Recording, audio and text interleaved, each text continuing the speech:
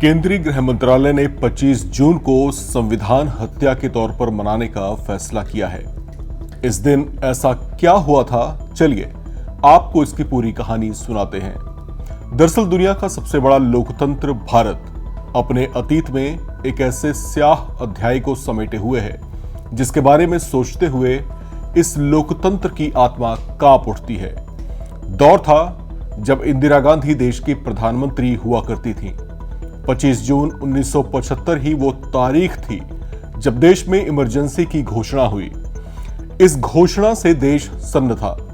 नागरिकों को कड़े नियमों से बांध दिया गया था और विरोधी दल के नेताओं को रातों रात घरों से सोते हुए ही उठाकर जेलों की काल कोठरियों में ठूंस दिया गया था, जबकि प्रेस के लिए भी नजरें तरेरी गईं और उसे भी नियंत्रित करने की कोशिशें हुई।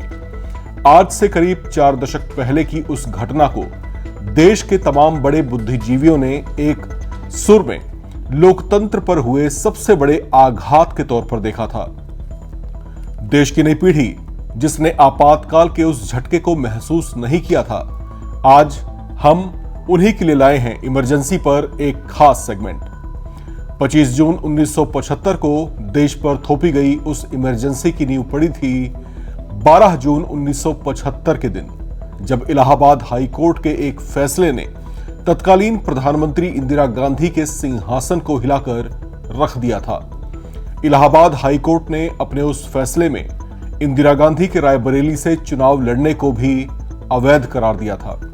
दरअसल साल 1971 के आम चुनाव में उत्तर प्रदेश की रायबरेली लोकसभा सीट से इंदिरा गांधी चुनाव लड़ रही थीं और उनसे मुकाबला कर रहे थे संयुक्त सोशलिस्ट पार्टी के उम्मीदवार राजनारायण सिंह। चुनावी नतीजे घोषित हुए तो राजनारायण सिंह चुनाव हार गए। हालांकि उन्हें चुनाव में अपनी जीत का इतना भरोसा था कि नतीजे घोषित होने से पहले ही उनके समर्थकों ने जश्न मनाना शुरू कर दिया था। लेकिन नतीजे आए तो वो उनके लिए बेहद चौंकाने वाले साबित हुए। चुनाव में इंदिरा गांधी विजयी घोषित कर दी गई थी। राजनारायण सिंह को इन चुनावों पर विश्वास नहीं हुआ तो वे इलाहाबाद हाईकोर्ट पहुंचे। केस करीब 5 साल तक चला और 12 जून 1975 को हाईकोर्ट ने राजनारायण के पक्ष में फैसला सुना दिया। इससे तत्कालीन प्रधानमंत्री रही इंदिरा गांधी हैरान रह गईं। फैसला सुनाया था जस्टिस जगमोहन लाल सिन्हा ने, जिन्होंने चुनाव में धांधली के आरोपों को सही मानते हुए इंदिरा गांधी को रायबरेली से सांसद के रूप में चुनाव को अवैध घोषित कर दिया।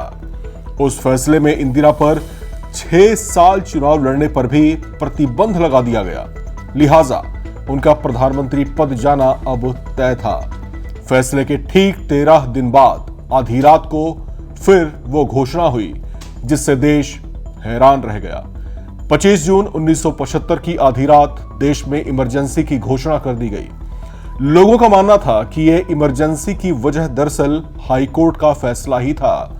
इसके बाद राजनारायण समेत तमाम विरोधी दलों के नेताओं को जेल में ठूंस दिया गया। इंदिरा गांधी की याचिका सुप्रीम कोर्ट से भी खारिज हो गई थी। हालांकि सत्ता के खिलाफ साजिश के तर्क और जेपी के एक बयान को आधार बनाकर इंदिरा की ओर से आपातकाल को जरूरी बताया गया। नवंबर 1975 में संशोधित कानून के मद्देनजर सुप्रीम कोर्ट ने इंदिरा गांधी के खिलाफ इलाहाबाद हाई कोर्ट के जजमेंट को रद्द कर दिया।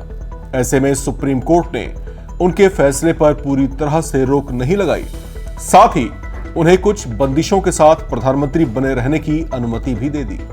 इसके बाद 23 जनवरी 1977 को देश में आम चुनाव की घोषणा के बाद ही इंदिरा सरकार ने राजनीतिक बंदियों को रिहा करने का आदेश जारी किया। तो कुछ ऐसा था इमरजेंसी का वो दौर जिसे अब नरेंद्र मोदी सरकार में 25 जून की तारीख को संविधान हत्या दिवस के रूप में घोषित कर दिया गया है।